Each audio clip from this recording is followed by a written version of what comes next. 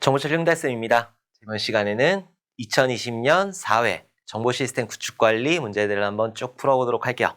정보시스템 구축관리 같은 경우에는 신기술 용어들이 많이 나와가지고 아마 2022년에도 굉장히 어렵게 출제가 될 거다. 2021년도에도 정말 어렵게 출제가 됐거든요. 그래서 정확하게 맞춰야 되는 문제들, 그런 문제들은 여러분들 꼭 맞춰가지고 25점에서 30점 정도가 될 거예요. 정확하게 맞춰야 되는 문제들이 25점에서 30점 정도가 될 거고, 나머지 것들에서 조금만 더 공부하셔가지고 나머지 것들에서 꽈락 넘기고 한 60점까지만 딱 보면은 정말 합격권에 들 수 있으니까 그렇게 공부를 해주셨으면 좋겠어요. 정보 시스템 구축 관리에서 100점 맞겠다? 100점 맞아가지고 뭐 자격증에 금태 둘러 나오는 거 아니니까는 합격하겠다. 정보 처리 기사 합격하겠다라는 생각으로 25점, 30점은 무조건 맞추셔야 되는 거고, 여기다가 추가로 몇 문제 딱 해가지고 우리 합격하자고요. 자, 그러면은 이번 시간 들어가 보도록 할게요. 자, 이번 시간에는 정보 시스템 구축 관리 5과목에 나온 문제들을 한번 풀어보도록 할 거예요. 자, 1번. 이용자가 인터넷과 같은 공중망에 사설망을 구축하여 마치 전용망을 사용하는 효과를 가지는 보안 솔루션은, 요거를 보안 솔루션이라고 하기는 조금 그렇고 망을 만드는 거예요. 망을 만드는데 우리가 원래 쓰는 거는 공용망이란 말이에요. 우리가 전용망을 만들 수가 없으니까 우리가 원래는 공용망, 공중망을 쓰는 거예요. 뭐 KT라든지 뭐 LG라든지 이렇게 공용망을 쓰는 건데 그 안에서 사설망을 만드는 거지. 그래서 회사이다 라고 했을 때는 회사의 IP가 있을 거 아니에요. 뭐 192 뭐 어쩌고저쩌고 해가지고 이렇게 시작한다 라고 했을 때 우리 회사 사람들은 192, 168, 0. 자, 이렇게 시작한다. 그러면은 이거를 만들어 버리는 거야. 내가 어떤 프로그램을 이용해 가지고 뭐 오픈 VPN이라는 프로그램도 있거든요. 걔를 이용해 가지고 이 IP를, 내 원래 IP는 1번인데 우리 집 IP는 우리 집에서 내가 회사에 있는 자원을 접근하고 싶어 라고 하면은 VPN 프로그램을 설치하는 거지. 그래가지고 그 VPN 프로그램을 실행하게 되면은 내 IP가 1번이 아니라 192.168. 어쩌고 해가지고 이 망 안으로 들어가게 되는 거예요. 그러면 넌 우리 네트워크이네. 이렇게 해가지고 가상으로 사설망을 만들어주는 거지. 이렇게 해가지고 쓰는 게 뭐다? VPN이다. 그래서 1번의 정답은 4번이 되는 거라. 4번 VPN이 되는 거예요. 그래서 요즘에 그 코로나 때문에 그 재택근무를 많이 하잖아요. 재택근무를 하면서 회사에는 중요한 자원들이 많단 말이라. 그래가지고 이걸 어떻게 하느냐? 이런 VPN을 통해 가지고 하는 거예요. VPN으로 딱 접속해가지고 프로그램. VPN 프로그램을 실행시켜가지고 뭐 아이디 패스워드 넣고 딱 들어갔어. 그러면은 논리적으로 내 IP를 회사의 IP로 맞춰버리는 거야. 그러면은 나는 회사망이 되는 거지. 회사의 사설망이 되는 거야. 나는 분명히 공중망, 우리 집에는 분명히 KT가 들어와 있어. 분명히 KT가 들어와 있는데 나는 회사의 망을 쓰는 거지. 왜? IP를 바꿔버렸으니까. 오케이? 이렇게 쓰는 게 VPN이라고 한다. 많이 써요, 이거 VPN. 자, 2번 보도록 할게요. CMM 모델의 레벨로 옳지 않은 것은, 자, CMM이라고 하는 거는 너네 회사 개발을 할 때 너네 회사 잘 굴러가니? 라고 하고 인증을 해주는 게 CMM이거든요. 그래서 CMM 같은 경우에는 미국에서 만들었어. 자, 미국에서 만들었는데 미 국방성 뭐 어쩌고저쩌고 해가지고 만들었어. 근데 유럽 애들은 이거 싫어한단 말이야. 미국에 쓰는 거 싫어해. 그래갖고 유럽 애들이 만든 게 스파이스라는 게 있어요. 자, 그리고 CMM 모델을 발전시킨 게 CMMI라는, 자, 이런 모델이 있다. 자, 그 중에서 레벨이 있는데 CMM도 레벨이 있고 CMMI도 레벨이 있고 스파이스도 레벨이 있어요. 얘는 5단계로 되어 있고 얘는 6단계로 되어 있어요. 자, 어쨌든 모델로 옳지 않은 것은, 최적 단계는 가장 상위 단계예요. 그래서 이 회사에다 맡기면 다 할 수 있어 라고 하는 게 최적 단계가 되는 거고, 관리 단계라는 것도 있어요. 자, 그리고 정의 단계라는 것도 있어. 근데 계획 단계라는 건 없어요. 아니, 회사를 설립하기 전에 계획을 하겠지. 회사 설립하고 계획하지는 않잖아요. 회사를 설립하기 전에 우리는 무슨 회사야, 어떤 회사야, 이렇게 계획을 하는 거지. 회사가 설립되고 계획하는 건 아니니까. 이 CMM이라든지 CMMI라든지 그 회사의 프로세스 능력, 이 회사가 얼만큼 일 처리를 잘하는지 그 능력을 보는 건데, 계획 단계 같은 경우에는 회사를 설립하기 전에 하는 거니까 계획 단계라는 건 없다. 그래서 2번의 정답은 3번, 계획 단계가 없어요.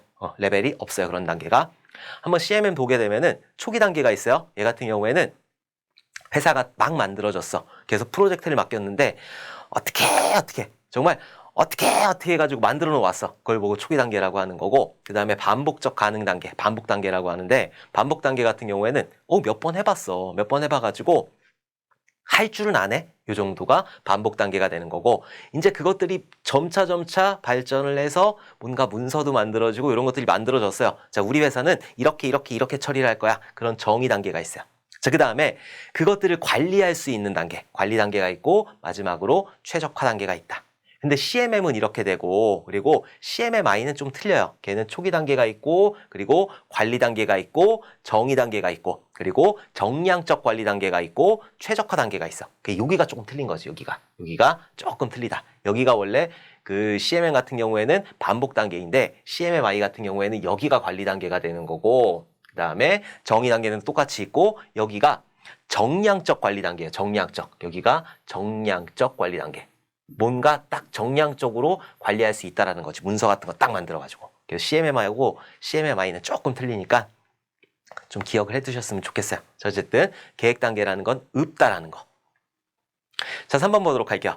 다음 설명에 해당하는 생명주기 모형으로 가장 옳은 것은, 자, 가장 오래된 모형으로 가장 많은 적용 사례가 있지만 요구사항의 변경이 어려우며 각 단계의 결과가 확인되어야지만 다음 단계로 넘어간다. 선형순차적 모형으로 고전적 생명주기 모형이라고도 한다. 선형순차 모형 같은 경우에는 계획하고 분석하고 설계하고 구현하고 테스트하고 유지 운영하고, 자, 이런 것들이 선형으로 이루어진다는 거예요. 근데 보면은 많은 적용 사례가 있고 뒷단계로 넘어갈 수가 없대. 폭포가 이렇게 흐르잖아요. 폭포가. 얘가 연어도 아니고 어떻게 거슬러 올라가지 못하는 거. 그러니까 요구사항이라든가 사용자의 요구사항이라든가 이런 것들을 개발단 들어가면 반영을 할 수가 없는 거예요. 이런 거를 보고 무슨 모형이라고 한다? 폭포수 모형이라고 한다. 이런 거는 꼭 맞춰줘야 되는 거죠. 폭포수 모형. 그래서 3번의 정답은 폭포수 모형이다.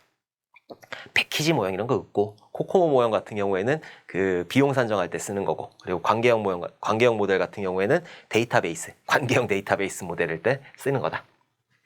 자, 4번 보도록 할게요. 서비스 지향 아키텍처 기반 어플리케이션을 구성하는 층이 아닌 것은, 얘는 정말 생뚱맞게 나온 문제인데 살짝 논란이 될 수도 있는 문제예요. 그래서 얘 같은 경우에는 정답이 이제 제어 클래스층 이런 것들은 없어요. 표현계층이라든지 프로세스층이라든지 비즈니스층이라든지 이런 것들이 있는데 제어 클래스층이라는 건 없다. 얘는 만약에 문제가 나온다고 하면은 거의 토시 하나 틀리지 않고 요게 이렇게 바뀌는 수준? 요 정도로 나오니까 그냥 문제를 외워두세요. 문제를 외워두시면 된다. 자, 5번 보도록 할게요. 다음 내용이 설명하는 스토리지 시스템은, 일단 스토리지 시스템 같은 경우에는 다스, 나스, 센이라는 게 있어요. 뭐 레이드라는 것도 있는데 그건 구성하는 거고, 다스라는 게 있고, 그리고 나스라는 게 있어요. 저는 그냥 이렇게 읽는 거예요. 다이렉트 어태치드예요, 원래. 나스라는 게 있고 센이라는 게 있어요. 뒤에서 정리할 거지만, 자, 다스라고 하는 거는 다이렉트 어태치드예요. 그러니까는 여러분들이 컴퓨터에다 USB를 꼽았다. 그거를 보고 다스라고 하는 거예요. 나스라고 하는 건 네트워크로 연결된 거. 센이라고 하는 건 네트워크로 연결되어 있는데 고속 네트워크, 여기서 이용하는 게 센이라고 한다. 여기 보면은 하드디스크와 같은 데이터 저장 장치를 호스트 버스 어댑터에 어떻게 연결해? 직접 연결한대, 직접. 다이렉트로 연결한다. 자, 저장 장치와 호스트 기기 사이에 네트워크 디바이스가 있지 말아야 하고 직접 연결하는 방식이다. 직접 연결하는 건 다스야, 다스. DAS. 다이렉트 어태치드 스토리지. 해갖고 USB 같은 거 직접 연결하잖아요. 그래서 1번. 5번의 정답은 1번이 되는 거라. 그래서 알아두시면 돼요. 자, 스토리지 종류. 다스, 나스, 센이라는 게 있는데 다스는 다이렉트 어태치드예요. 그래갖고 USB를 꼽는 거예요. 말 그대로. 서버와 저장 장치를 전용 컨트롤러와 케이블을 이용하여 그냥 직접 연결하는 거. 그걸 보고 다스라고 하는 거고, 나스라고 하는 거는 네트워크로 연결되어 있는 거예요. 네트워크로. 서버와 저장 장치를 네트워크로 연결하는 방식이다. 자, 그리고 센이라고 하는 거는 얘는 네트워크로 연결하는데 DAS의 빠른 처리와 나스의 스토리지 공유 장점을 합친 그런 방식이면서 얘는 고속 네트워크에 이용하는 거. 그게 센이라고 하는 거다. 오케이? 이렇게 구분해서 알아두시면 될 것 같아요. 자, 6번 보도록 할게요. 소프트웨어 개발 프레임워크의 적용 효과로 볼 수 없는 것은, 자, 프레임워크라고 하는 거는 뼈대죠. 자, 어떤 뼈대를 만들어 놨어. 자바 같은 경우에는 대표적으로 스프링이라는 그런 프레임워크가 존재를 하는 거고, 이 스프링을 가져다가 정부에서 뭔가 프레임워크를 만들었어요. 그걸 보고 전자정부 프레임워크라고 하는 거예요. 전자정부 프레임워크. 그럼 전자정보 프레임워크하고 스프링하고 다른 점은 뭐예요? 스프링 가져다가 뭔가 더 추가한 거야. 보안이라든지 이런 것들을 추가한 게 전자정보 프레임워크예요. 그래서 얘는 덩치가 엄청 커. 그래서 기업들에서 이런 다른 기업들, 외부 기업들에서 전자정보 프레임워크를 가져다가 이제 조금 자기네들 것끼리 이제 걸러내고 해가지고 뭔가 자기네들의 프레임워크를 만들어 쓴다. 이 전자정보 프레임워크 같은 경우에는 입찰할 때 많이 써요. 정부에서 나오는 그런 그 소프트웨어, 개발 같은 경우에는 이런 게 써 있어. 전자정보 프레임워크를 사용해야 된다라는 게 써 있어요. 그때 많이 써요. 왜냐면은 업체들이 계속 바뀌어요. 어떤 프로젝트 하나가 있는데 A라는 업체가 들어와서 개발을 했어. 자, 개발을 하면은 보통 유지 운영 기간을 1년에서 2년 잡거든요. 1년에서 2년 잡고 얘가 폐기가 되느냐? 아니란 말이라 다른 업체를 선정을 해야 돼요. A라는 업체를 계속 선정을 할 수가 없어. 정부 시스템상. 그래서 B라는 업체가 여기에 들어와야 되는데 B라는 업체가 난 그 프레임워크 모르는데? 그럼 얘를 다시 재개발해야 된다고. 그러니까 얘는 비용적으로 문제가 생기잖아. 그러니까 기본 틀을 만들어 놓는 거야. A에서도 이 틀을 가지고 사용하는 거고 B에서도 이 틀을 가지고 사용하는 거고. 자, 그래서 만든 게 전자정보 프레임워크예요. 자, 그리고 또 하나 조금 기억을 해둬야 되는 게 구분하는 게 있어요. 자, 프레임워크라는 게 있고 제가 이거 매번 설명을 드리지만 프레임워크라는 게 있고 자, 그리고 라이브러리라는 게 있어요. 라이브러리라는 게 있다. 자, 그리고 API라는 게 있어요. 자, 이런 말 되게 많이 써요, 진짜. 이 프레임워크라고 하는 거는 뼈대가 되는 거예요. 내가 어떤 프로젝트를 진행할 때 공통 모듈이라든지 이런 것들을 정의해 놓은 게 프레임워크예요. 자, 라이브러리라고 하는 거는 그 프로그램 언어에서 C 언어라든지 자바 언어라든지 파이썬이라든지 자, 이런 프로그램 언어에서 기본적으로 제공하는 함수들이나 이런 것들 있잖아요. 그런 것들을 내부 라이브러리라고 하는 거고 이 프로그램을 이용해서 공유 정신이 투철한 그런 양반들이 뭔가 만들어 놨어. 그럼 내가 파이썬을 만든다. 그러면은 이 파이썬 라이브러리를 갖다 쓰는 거예요. 그걸 보고 외부 라이브러리라고 하는 거예요. 그래서 특정한 프로그램으로 만든 거를 라이브러리라고 하는 거고 내가 이 프로그램으로 개발을 하고 있다라고 했을 때는 이 라이브러리, 이 내부 라이브러리나 아니면 외부 라이브러리 이런 것들을 가져다 쓸 수 있다라는 거예요. 자, 그럼 API라는 건 뭐냐면은 이 라이브러리를 이용하고 어떤 프로그램을 이용하고 어떤 프레임워크를 가지고 완제품을 만들었어요. 응? 만약에 주소 찾기라는 완제품을 만들었어. 그러면은 내 시스템에서 내가 가지고 있는 어플리케이션에서 이것들을 가져다 쓰는 거, 이거를 가져다가 이용하는 형태, 그걸 보고 API라고 하는 거예요. 그러니까 API 같은 경우에는 프로그램 언어랑 상관없지. 얘는 만약에 PHP로 만들었어. 얘 완제품은 자바로 만들었어. 그럼 PHP에서 얘를 그냥 갖다가 쓰기만 하면 되는 거예요. 얘 언어는 상관없어. 근데 얘는 언어가 상관이 있다는 거지. 자바로 만들었으면은 자바 내부 라이브러리나 자바 외부 라이브러리를 쓰는 거고 API 같은 경우에는 그냥 서비스를 가져다 쓰는 거기 때문에 언어는 별로 상관이 없다. 이게 차이점이에요. 프레임워크는 뼈대가 되는 거고 라이브러리는 그 프로그램 언어에서 기본적으로 제공해 주는 거 혹은 공유정신이 투철한 사람들이 만들어 놓은 거. 그리고 API 같은 경우에는 완제품이 있으면은 완제품의 서비스를 이용하는 거. 그걸 보고 API라고 한다. 오케이? 자, 어쨌든. 자, 프레임워크의 적용 효과로 볼 수 없는 것은 자, 공통 컴포넌트 재사용으로 중복 예산이 절감된다.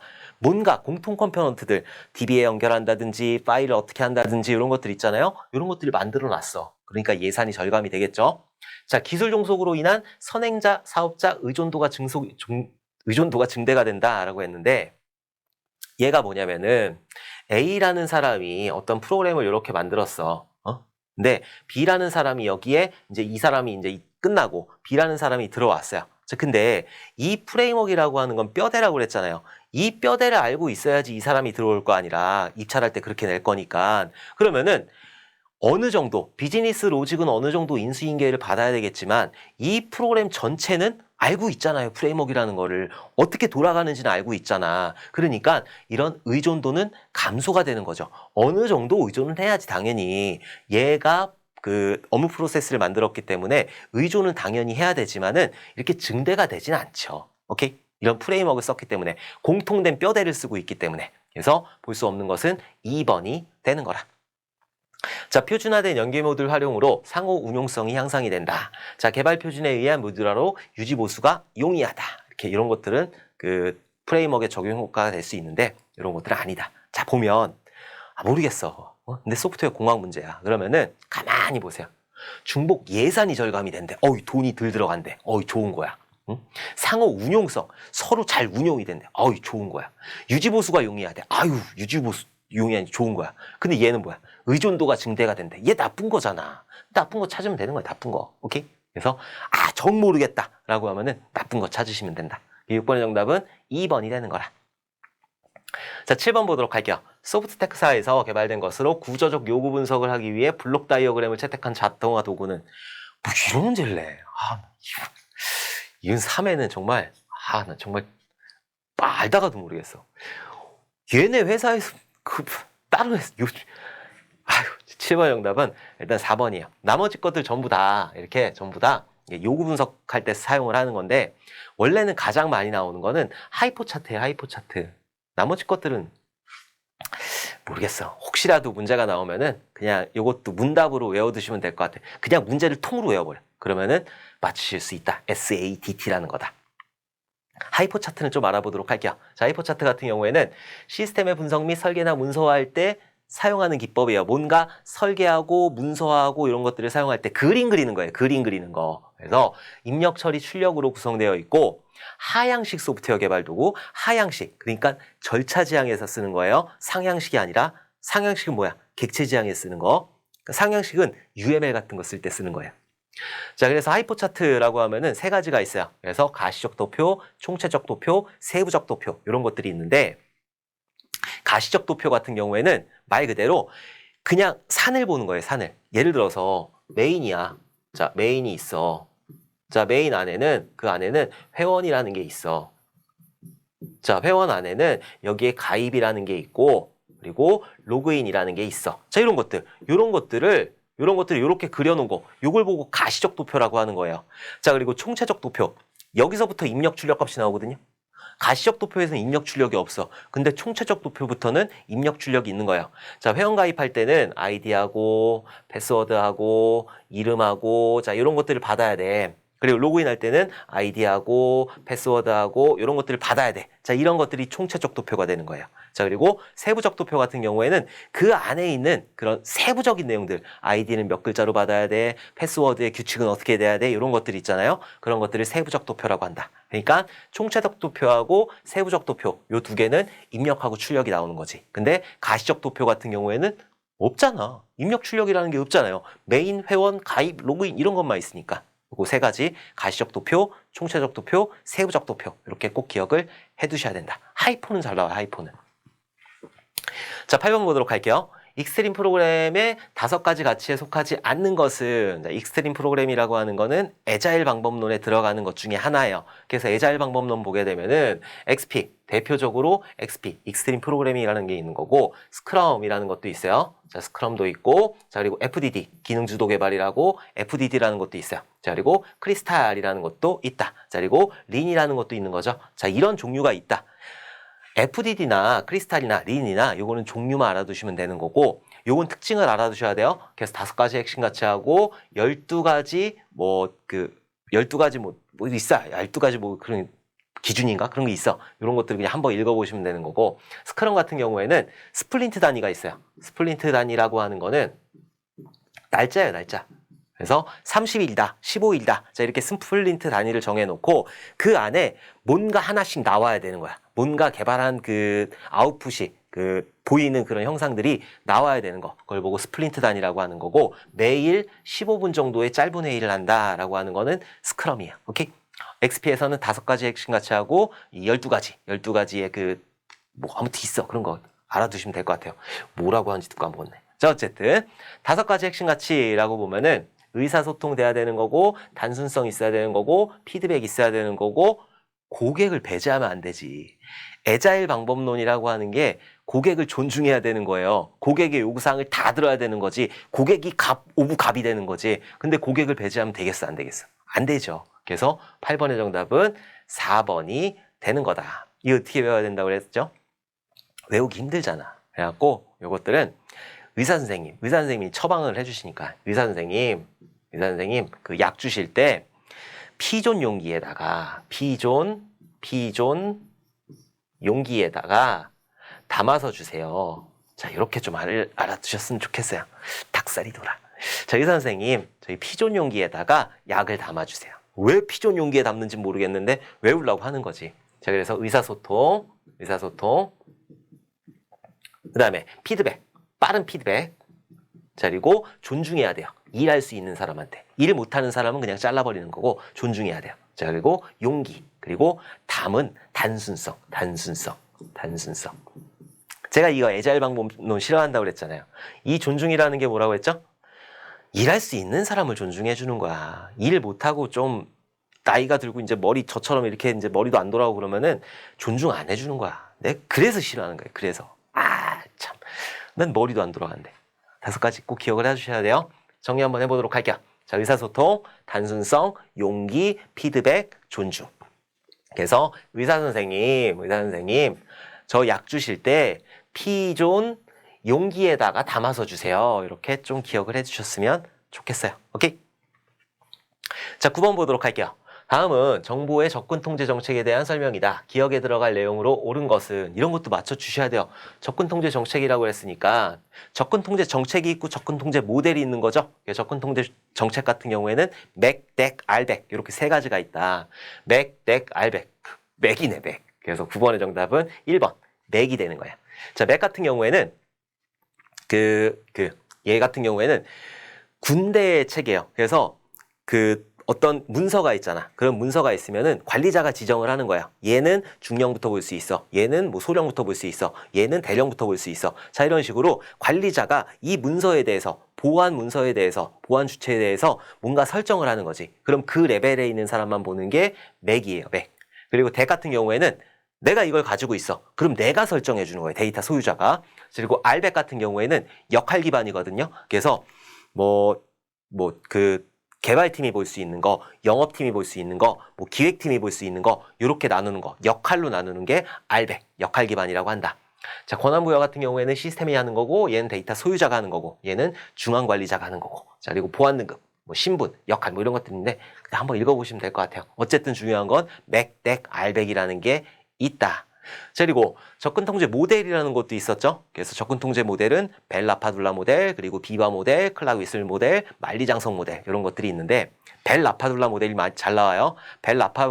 벨-라파둘라 모델 같은 경우에는 기밀성을 강조한 거예요. 기밀성을. 그리고 비바 모델 같은 경우에는 무결성을 강조한 거야. 이것도 꼭 기억을 해두셔야 된다.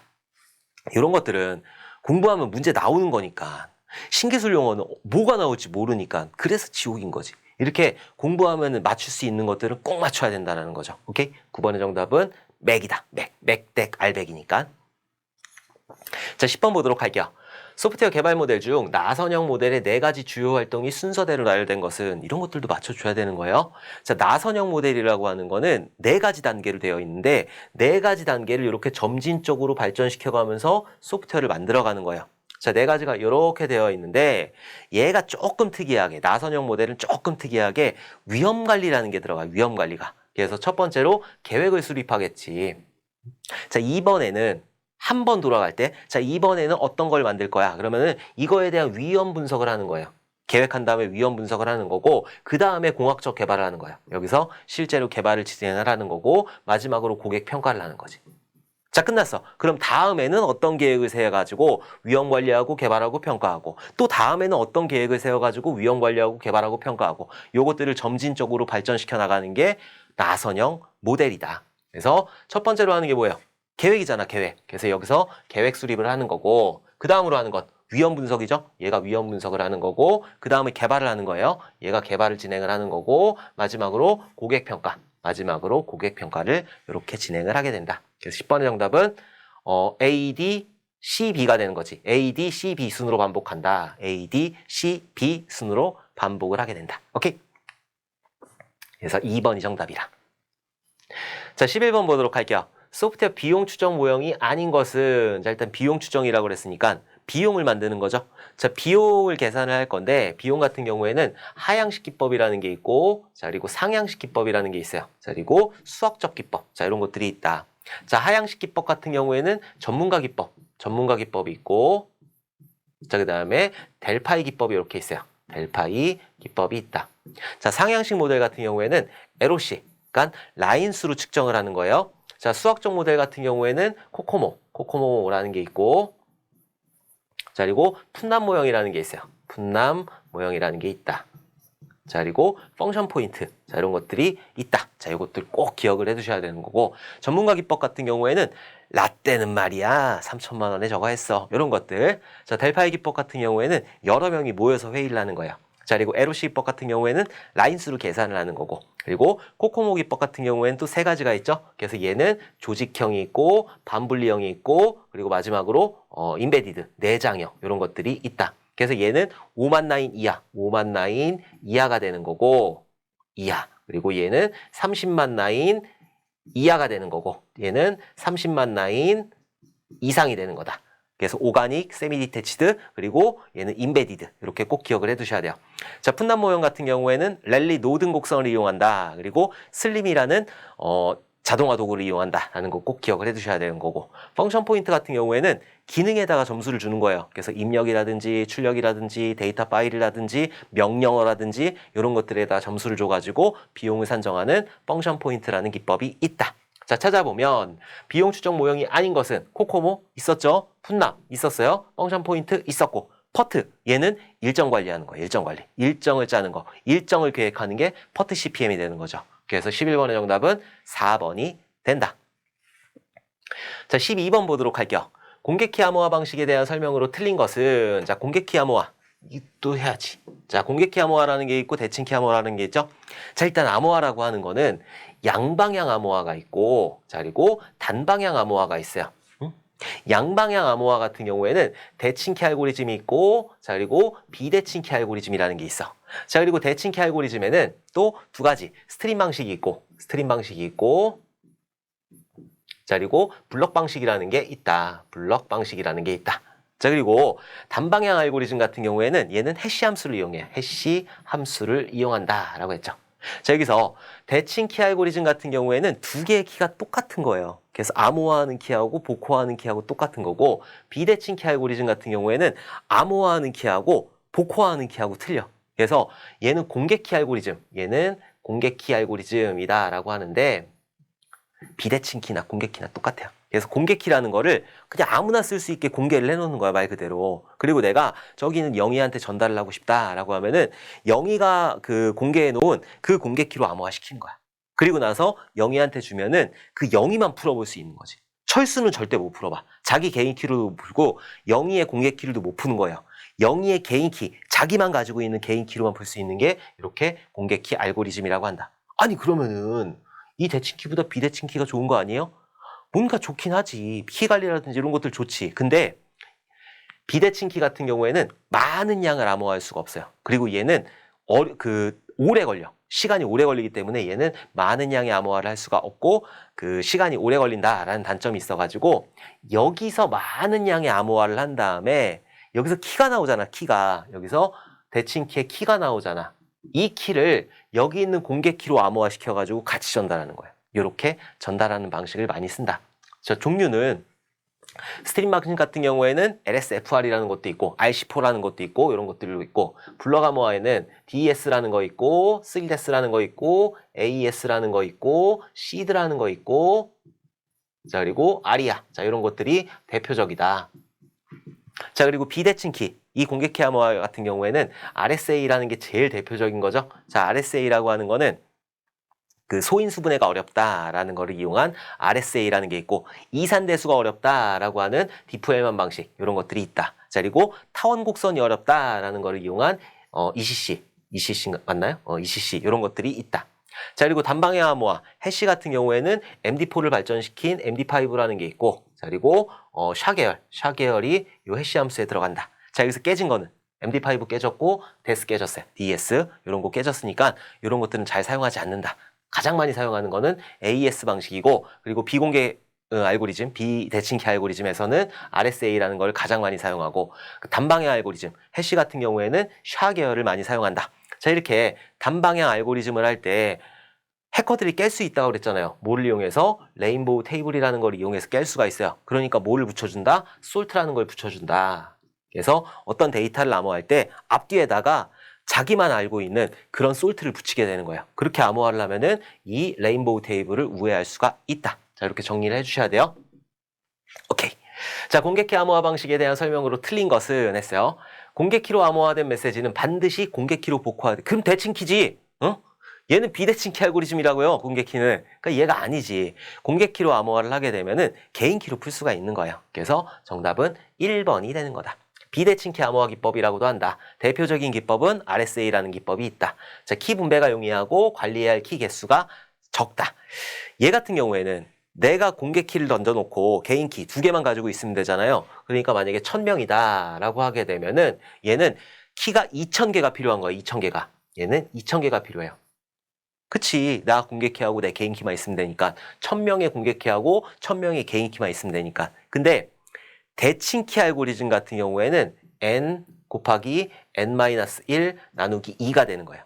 그래서 만약에 1000명이다 그러면은 1000-1 하니까 999가 되는 거고 여기다 1000을 곱하면 이렇게 해가지고 기하급수적으로 늘어나는 거. 이게 대칭키 알고리즘이에요. 그래서 키 개수가 적어요. 그 대칭키 알고리즘보다 비대칭키 알고리즘이 키 개수가 훨씬 더 적다. 자, 13번 보도록 할게요. 다음이 설명하는 다중화 기술은, 자, 다중화 기술이라는 게 뭐냐면은 여러분들 집에 들어올 때, 집에 인터넷선이 들어왔어요? 그럼 하나만 들어오죠. LG 거 하나만 쓸 거 아니야. 저희 집 LG 쓰니까. 아니면 KT 거 하나만 쓸 거 아니에요. 아니, 아빠 거 선, 엄마 거 선, 내 거 선, 내 동생 거 선, 이렇게 따로따로 쓰지 않잖아요. 하나에 3만 원씩 하는데. 하나만 쓴단 말이에요. 우리 집에 들어오는 거는, 우리 집에 들어오는 그런 인터넷선은 딱 하나예요. 근데 이 하나의 선로를 가지고, 이 하나의 인터넷선을 가지고 아빠도 쓰는 거고, 엄마도 쓰는 거고, 나도 쓰는 거고, 내 동생도 쓰는 거고, 기타 등등 여러 명이, 기기들도 많잖아. 아빠 핸드폰, 엄마 핸드폰, 내 핸드폰, 내 동생 핸드폰, 아빠 컴퓨터, 내 컴퓨터, 이렇게 많잖아. 기기들이 굉장히 많잖아. 근데 여기는 선로를 하나만 쓰고 있어. 이것들을 분배해서 쓰는 거잖아요. 이걸 보고 다중화 기술이라고 하는 거예요. 그래서 여러 가지 다중화 기술이 있는데 주파수 분할, 주파수를 이용한 이런 주파수를 이용한 주파수 다중화 분할이 있는 거고 코드 분할 다중화가 있고 시 분할 다중화가 있고 그리고 광채널, 광섬유를 이용한 다중화 방법이 있다. 자, 어쨌든 자, 광섬유를 이용한 통신 기술의 하나를 의미한다. 파장이 서로 다른 복수의 광신호를 동시에 이용하는 것으로 광섬유를 다중화하는 방식. 그럼 광섬유 다중화지. 그래서 얘는 13번의 정답은 1번이 되는 거다. 웨이브랭 디비전 멀티플렉싱이 되는 거지. 영어 잘하시면 딱 맞출 수 있는 거예요. 얘는 주파수 분할 다중하고 얘는 코드 분할 다중하고 얘는 시 분할 다중하고 얘는 아니잖아요. 얘는 광섬유를 이용한 게 아니기 때문에 광섬유를 이용한 거는 1번이 된다. 오케이. 자, 14번 보도록 할게요. 웹페이지에 악의적인 스크립트를 포함시켜 사용자 측에서 실행되게 유도함으로써 정보 유출 등의 공격을 유발할 수 있는 취약점은 웹페이지에 악의적인 스크립트래요. 자바스크립트를 넣었다라는 거지. 얘는 XSS, 크로스사이트 스크립팅이 되는 거지. 그래서 14번의 정답은 4번, XSS가 된다. 랜섬웨어 같은 경우에는 암호화 시켜놓고 돈 줘. 이거 랜섬웨어고, 파밍 같은 경우에는 뭔가 속이는 거, 그걸 파밍이라고 하는 거고, 피싱 같은 경우에 낚는 거죠. 그래서 뭐 스미싱 이런 것들, 큐싱 이런 것들이 피싱에 들어간다. 자, 15번 보도록 할게요. CBD에 대한 설명으로 틀린 것은 CBD라고 하는 거는 컴포넌트 베이스드 디벨롭먼트예요. 그래서 회원이라는 컴포넌트를 만들어 놨어. 뭐 로그인이라는 컴포넌트를 만들어 놨어. 상품이라는 컴포넌트를 만들어 놨어. 이렇게 컴포넌트별로 게시판 만들어 놓고 뭐 이렇게 해가지고 컴포넌트를 만들어 놓는 거예요. 그리고 나서 그것들을 조합하는 거지. 아, 근데 이거 내가 못 만들 것 같은데 외부에 있나? 그걸 사오는 거야. 사가지고 또 조립하는 거지. 이렇게 조립해가지고 만드는 CBD 방법이 있다. 조립해가지고 만드는 거예요. 자, 틀린 거 한번 찾아보도록 할게요. 자, 개발기간 단축으로 인한 생산성이 향상이 된다. 조립해가지고 만드는 거니까 내가 예전에 쓴 거 갖다 만들 수도 있는 거고 사와가지고 만들 수 있는 거니까 이런 생산성이 향상이 되는 거고 새로운 기능 추가가 쉬운 확장성. 이거는 좀 애매해.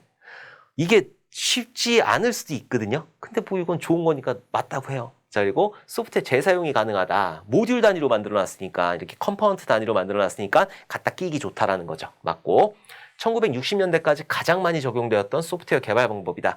1960년대까지는 소프트웨어 위기였지. 그래갖고 여기까지는 군사적 목적으로만 쓰였다고요. 얘는 이때는 뭐 방법론이라든가 이런 걸 만들 그런 게 없었어요. 만약에 이때 있었다 그러면은 폭포수 방법론이겠지. 오케이? 그래서 틀린 거는 4번이 되는 거라. 자, 16번 보도록 할게요.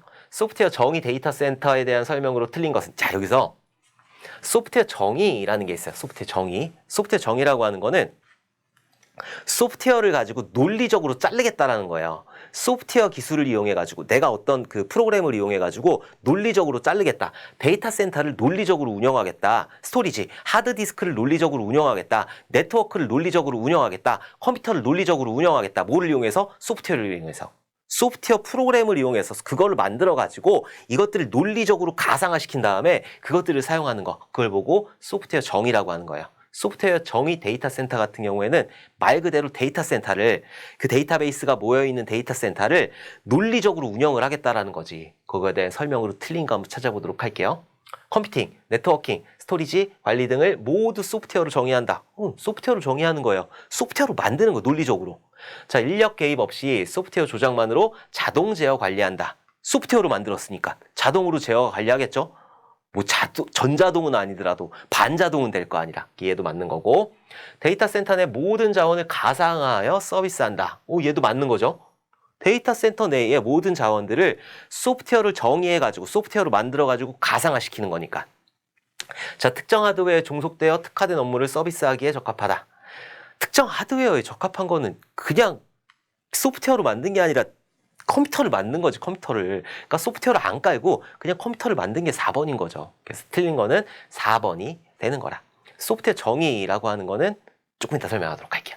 자, 소프트웨어 정의라고 하는 거는 말 그대로 소프트웨어를 가지고 논리적으로 자르겠다라는 거예요. 그래서 SDC라고 하는 거는 소프트웨어 정의 컴퓨팅이에요. 그러니까 컴퓨터 자원 있잖아요. 이 컴퓨터 자원을 여러 군데서 같이 쓰겠다라고 하는 게 소프트웨어 정의 컴퓨팅인 거고, SDDC, 소프트웨어 디파인, 그리고 데이터 센터. 데이터 센터를 소프트웨어로 정의하겠다. 데이터 센터라고 하는 거는 데이터베이스들이 많이 모여 있는데, 자, 그리고 SDN이라고 하는 거는 네트워크를 소프트웨어로 정의하겠다. 그리고 SDS라고 하는 거는 삼성 SDS가 아니라 스토리지예요, 스토리지. 그러니까 어떤 하드디스크를 소프트웨어로 잘라가지고 정의를 하겠다라고 하는 게 SDS라고 한다. 소프트웨어 정의라고 하는 거는 말 그대로 소프트웨어를 이용해가지고 뭔가 자르겠다라는 거예요. 그러니까 예를 들어서 뭐 AWS나 우리가 AWS 이렇게 클라우드 이런 것들을 이용하잖아요. 그런 것들 다 소프트웨어 정의로 하는 거예요. 그런 식으로 도커도 올리고 이런 식으로 하는 게 소프트웨어 정의다. 저거 나왔으니까 우리 방금 전에 제가 말한 거 뭐였죠? 방금 말한 것도 까먹었어. 클라우드 나왔으니까 요거 한번 정리 한번 해보도록 할게요. IaaS라는 게 있어요. IaaS. 클라우드를 이용할 때. 자, 그리고 PaaS. PaaS라는 게 있어요. 자, 그리고 SaaS라는 게 있어요. 자, 이거 어떻게 외운다고 그랬죠? 아이쿠어리아. PaaS를 붙이면은 싹 낫겠네 해가지고 뒤에는 AAS는 똑같은 거예요. 그래서 얘는 인프라스트럭처 애저 서비스가 되는 거죠. 얘 같은 경우에는 하드웨어를 내가 빌려서 쓰는 거예요. 예를 들어서 여러분들이 마이박스, 네이버의 마이박스를 쓰잖아. 그럼 30기가를 무료로 제공을 하는 거죠. 자, 이 프로그램을 설치하면은 내 컴퓨터에는 분명히 30기가라는 그런 하드웨어가 없어. USB라는 게 없어. 근데 이 네이버에서 나한테 빌려준 거잖아요. 인프라스트럭처, 어떤 장비를 나한테 빌려준 거예요. 30기가라는 장비를 빌려준 거지. 자, 그리고 AWS나 클라우드 서비스, 네이버 클라우드라든지 가비아 클라우드라든지 이런 데를 이용해가지고 웹 포스팅 같은 걸 하잖아요. 난 빌려 쓰는 거잖아, 장비를. 우리 회사에다 놓는 게 아니라 장비를 빌려 쓰는 거잖아요. 장비를 빌려 쓸 때 IaaS, 아이코리아 이렇게 되는 거고, PaaS 같은 경우에는 뒤에다가 PaaS, TA 이런 거 붙이는데 필요 없어. 필요 없고, PaaS 같은 경우에는 플랫폼을 빌리는 거예요. 그래서 개발할 수 있는 환경이라든지 이런 것들을 빌려서 쓰는 게 PaaS가 되는 거예요. 자, 마지막으로 SaaS 같은 경우에는 소프트웨어를 빌려 쓰는 거예요. 소프트웨어를 빌려 쓴다라고 했을 때 구글 독스 같은 거 쓰세요. 구글 독스가 SaaS가 되는 거예요. 나는 분명히 내 컴퓨터에 엑셀이 없어. 근데 구글 독스를 이용해서 엑셀을 이용할 수가 있는 거죠. 네이버 독스를 이용해서 엑셀을 이용할 수 있다. 이런 것들이 SaaS가 돼요. BAAS도 있어요. 요 시험에 나왔었죠. BAAS 같은 경우에는 블록체인 기술을 뭐 빌려 쓰겠다라는 게 BaaS이다. 블록체인을 뭐 클라우드를 이용해서 그럼 BaaS가 되는 거예요. 자, 어쨌든 클라우드를 이용해서 서비스할 수 있는 거는 이렇게 IaaS, iQuery야. PaaS, 파스를 붙이면 ASAAS 싹 낳겠네. 꼭 기억을 해두셔야 돼요. BaaS 곁가지로 기억을 해두시면 좋을 것 같아요. 오케이. 자, 17번 보도록 할게요. 자, 컴퓨터 운영체제의 커널에 보안 기능을 추가한 것으로 운영체제의 보안상 결함으로 인하여 발생 가능한 각종 해킹으로부터 시스템을 보호하기 위하여 사용되는 것은 오퍼레이팅 시스템, 컴퓨터 운영체제에다가 뭘 추가했대요? 보안 기능을 추가했대. 보안이라고 하는 게 시큐어잖아, 시큐어. 시큐어 요것들을 추가했다. 그래서 시큐어 OS가 되는 거지. 그래서 17번의 정답은 4번, 시큐어 OS가 된다. Secure OS 나왔으니까 Secure SDLC 한번 알아보도록 할게요. Secure SDLC라고 있는데 Secure 이것도 가끔 나오죠. 얘는 소프트웨어 라이프 사이클, 소프트웨어 디벨롭먼트 라이프 사이클, 소프트웨어가 개발되어 가는 과정에다가 뭔가 보안적인 요소를 붙이자. 계획할 때 보안을 붙이고 분석할 때 보안을 붙이고 이런 것들. 분석할 때 보안을 어떻게 붙여?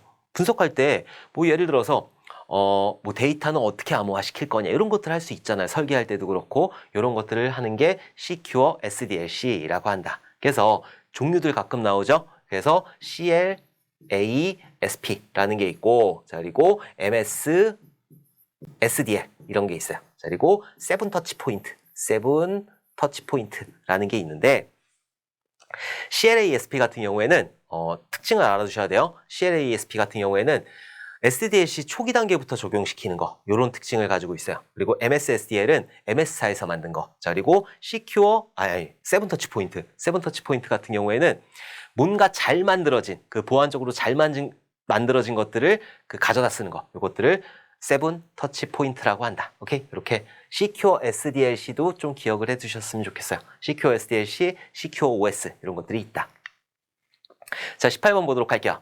나치 슈나이더만 차트에 대한 설명으로 거리가 먼 것은 얘는 사실 1과목에서 나오는 건데 나치 슈나이더만 차트 같은 경우에는 도표 같은 거예요. 순서도 같은 거. 거리가 먼 거 한번 찾아보면은 논리의 기술에 중점을 둔 도형식 표현 방법이다. 그래서 도형을 엮어놓은 거예요.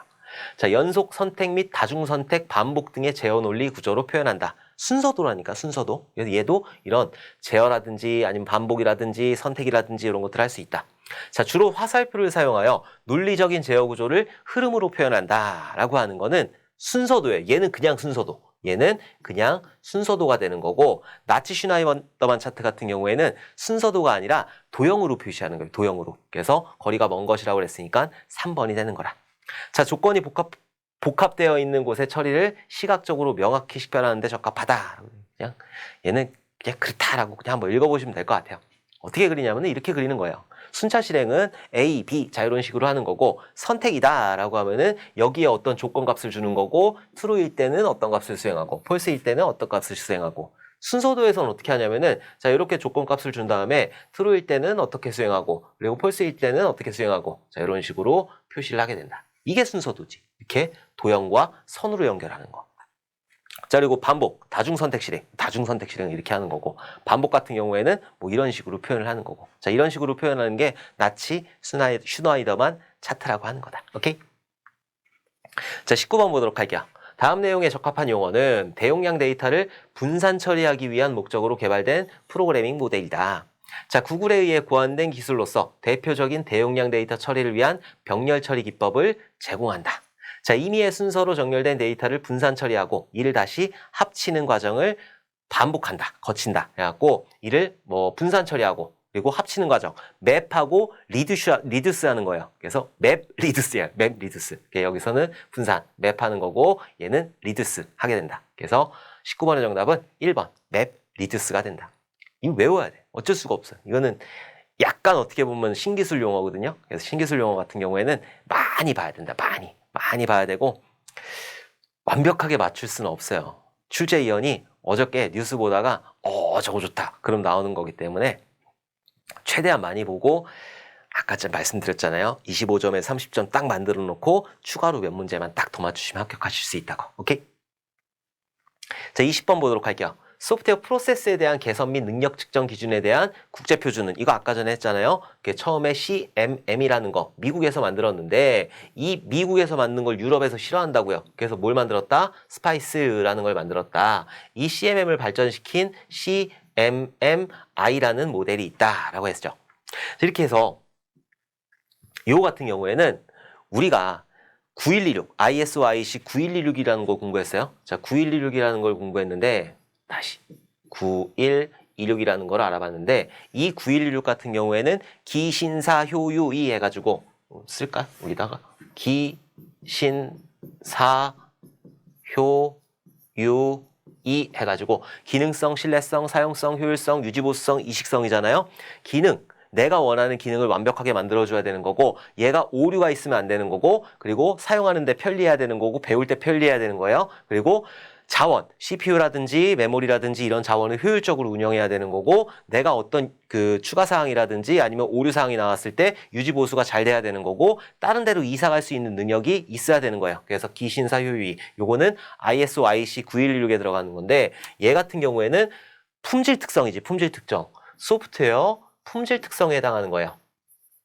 자, 이런 소프트웨어 품질은 말 그대로 이 소프트웨어를 품질을 얘기하는 거고 여기서 말하는 CMM이라든지 CMMI라든지 스파이스라든지 이런 거는 이 소프트웨어를 만드는 회사, 이 소프트웨어를 만드는 회사가 잘 굴러가고 있느냐 그것들을 보는 게 CMM, 스파이스, CMMI라고요. 오케이? 그래서 국제표준 찾아보면 4번이네 4번. 4번밖에 없잖아요. 그래서 20번의 정답은 4번이 되는 거라. 기신사 효율이 요거 2과목에서 잘 나오니까는 꼭 기억을 해두셔야 돼요. 오케이? 자, 이렇게 해서 우리 이번 시간 정보 시스템 구축 관리 20문제를 쫙 한번 풀어봤어요. 자, 근데 이번 3회에서는 5과목이 그렇게 지옥은 아니었어요. 5과목 그렇게 어렵지 않았어. 뭐 맵 리듀스라든가 이런 생뚱맞은 용어들이 조금 나오긴 했는데 그래도 크게 어렵진 않았어요. 신기술 용어가 별로 없었기 때문에. 근데 2021년도부터는 신기술 용어가 굉장히 많이 나오거든요. 그러니까 여러분들 제가 처음에 말씀드린 대로 25점에서 30점 확보를 한 다음에 그 다음에 몇 문제 추가로 맞춰가지고 합격하겠다라는 전략을 세워주시면 될 것 같아요. 이번 시간도 여러분들 너무너무 고생 많으셨고 우리 다음 시간에 웃는 얼굴로 다시 뵙도록 하겠습니다. 감사합니다.